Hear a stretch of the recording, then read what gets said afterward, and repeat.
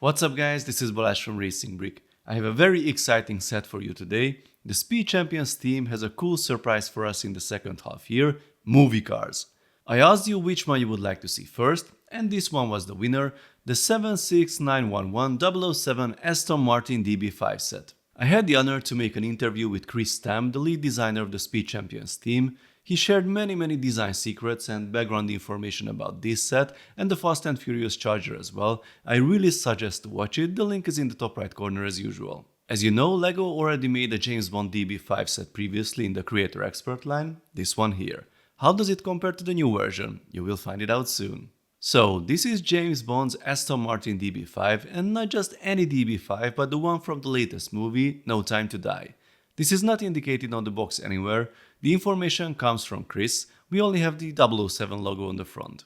We have a nice action scene on the front of the box, probably recreating the opening car chase scene from the movie in Italy. Then we have even more details on the back, with an extra photo of the real movie car. Now let's open the box. As the set is not yet published on lego.com, we don't have an official confirmed release date or price, but it has 298 pieces and it is expected to be launched in August. We get two numbered bags in the box, the sticker sheet and the manual. The manual already has the new simplistic design. According to LEGO, as they will shift to the new paper bags instead of the plastic ones, they wanted to align the design on the manuals as well for a consistent experience. Well, it uses less ink for sure, but I cannot say I'm a fan. I was secretly hoping to see some background information in the instructions about the set, the related movie, or this new concept in general, but unfortunately it did not fit in there. We have two building phases, and here is the part list for your convenience. Let's get started. The first item to assemble is Mr. Bond himself, or Daniel Craig if you prefer. He has his perfect suit with printed torso and legs, and the first non-yellow head in a Speed Champions set. Apart from the hairpiece, all items seem to be new, as I could not find them in any databases based on their number. I'm not sure if James Bond really uses a wrench in the movie, but this is his weapon of choice in this LEGO set. Here's the base. The gear shifter is already in place. This is the front axle, nothing special so far. The first sticker to use is this one for the seal area with the DB5 logo. Speed Champion sets are so detailed nowadays, I always get surprised if I see such huge entire bricks being used. Interesting part usage and techniques in the rear bumper era to provide the proper stud connections in each and every direction. I wonder what those brown studs with bars will hold. Besides them we have the first curved elements for the sides. The metallic license plate sticker is applied to a drum lacquered metallic silver tile, and there's another tiny DB5 logo in the corner. Remember these hollow 2-plate high 1x1 blocks? This is how you can use their special abilities by pushing them on the roads and forming a smooth surface built sideways. We get printed rounded tiles for the rear lights. And the rear seat is already in place. Time to build the rear chrome bumper that has a half stud offset. Look at all these very clever connections. And here's an amazing little detail, look at these tiny bumper overriders. These are originally cattle horns in a new color. The shape is a perfect match. All we have left is to add the steering wheel to the, British side, end of bag 1. Phase 2 begins with assemblies on the two sides, then the passenger seat, and here's a very cool little detail again. The driver's seat has this special construction because it is a British car, and we get the handbrake located between the seat and the door. How cool is that? Some detail for the interior with this stickered element to be placed next to the steering wheel. Not sure what gadgets are there as I cannot remember it being used in the movie. If you know, let me know in the comments. After adding the front wheel arches, here are some curved pieces with stickers. Such tiny details like the door handle or the iconic side vent can only be added with them. Now check out this crazy assembly. We've got the horns again for the bumpers, but this support structure in the middle is genius. We have to add these brackets, so there's a 2 stud wide and a 1 stud wide one.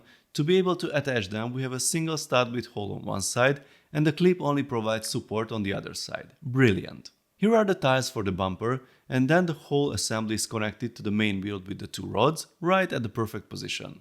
Look at all these brand new parts to add in the next step. Okay, I'm sure you've seen 1x1 plates before, but these have tiny lights printed on the side.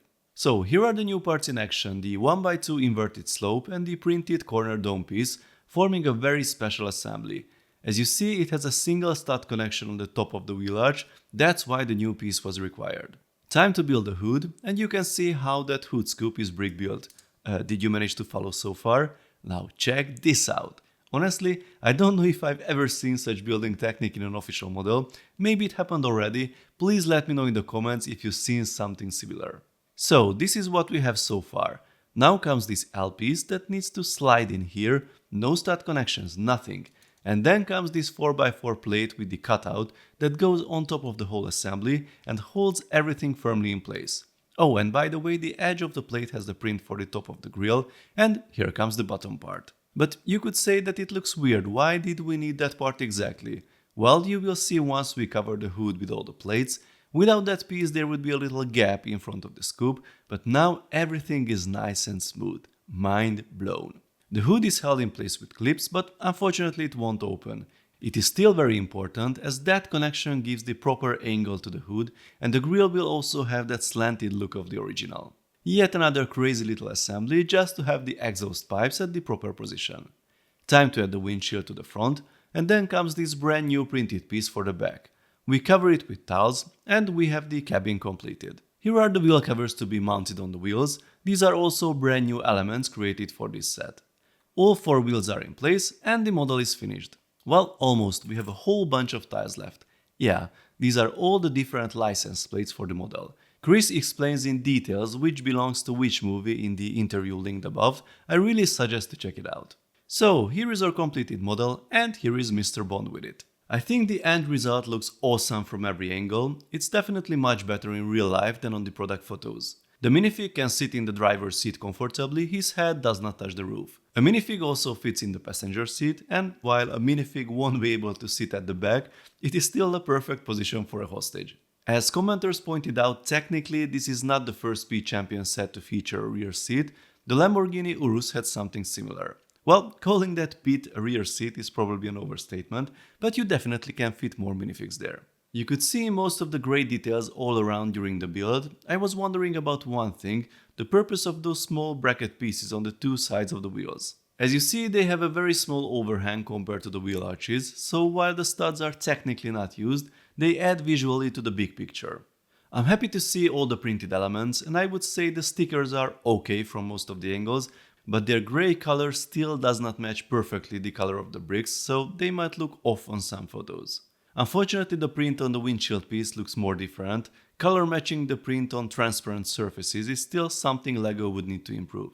As we discussed in the interview, the lack of the B pillars look a bit weird, but the team tried to add them, and without the A pillars they still looked off, so they decided to leave them out. So, how does it look next to the Creator Expert version? It has way less brick build details of course, but we can still respect the clever part usage all around the vehicle. The bigger brother has a lot of cool working gadgets which we cannot find on the Speed Champions car, but it also received a lot of criticism for its overall look. I think the big flat surfaces on the sides are the most outstanding differences compared to the real car, and from this point of view the smaller version has a more harmonic look. The reason might be related to the proportions. It has less flat surfaces altogether, and the nice curved areas at the front are more emphasized thanks to the exact same parts being used on a much smaller vehicle. The fender areas, however, do look more authentic on the big one, since the original car does not have such fender flares. Unfortunately, at this scale, this is still the best solution today. So, what can we say about this model? I love the introduction of movie vehicles in the Speed Champions theme. I respect that Chris is a James Bond fan and this is his favorite vehicle, so that was the obvious choice to start this new line. I personally would have chosen another vehicle, but that's just me. I really like how the car is designed at this scale. It is not perfect, of course. There are certain limitations even with the introduced new parts, and some other annoyances come from the technological challenges, such as the color of the sticker or the print on the canopy. But we shall certainly respect the attention to detail and all the great building techniques used, so if you like cars, movies or both, then I certainly recommend this set. Please let me know your thoughts in the comments. If you like this video, then please give it a thumbs up. I suggest to subscribe with notifications as more exciting LEGO videos are coming soon, including one about the other Speed Champions movie vehicle. So see you next time, bye bye.